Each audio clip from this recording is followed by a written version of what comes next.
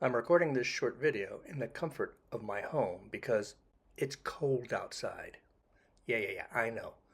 We live in Texas, so we don't get cold. But sometimes we do. Look, I'm wearing long sleeves. Long sleeves! While the North may suffer for longer with lower temperatures, we do have our share of cold days. Okay, we're pretty far south, so maybe not like that, but still, it gets cold.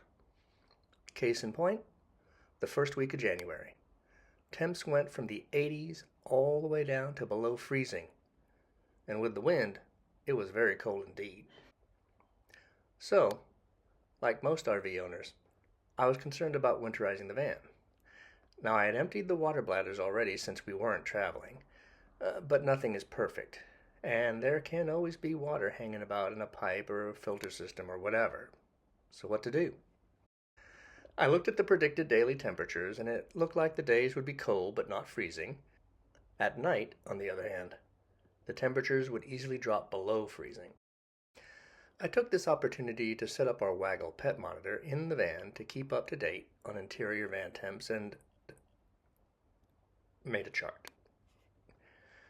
Now, usually one would have a heater on and insulated covers over the windows, but as you all know from my videos, I'm not usual. I'm actually kind of lazy. We always have window insulation in the rear windows, but I didn't bother adding anything to the front windshield or doors, and that's a lot of window space that lets the cold in. I fully expected to have to turn on the heat in the van, and was prepared to do so.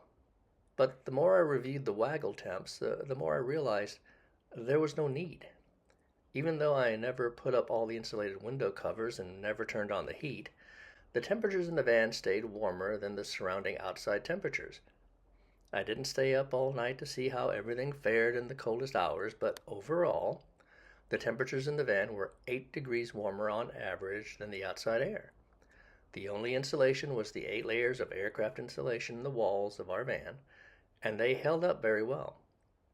There was one point where the temperatures were almost the same inside and out, but it was never colder inside the van than outside.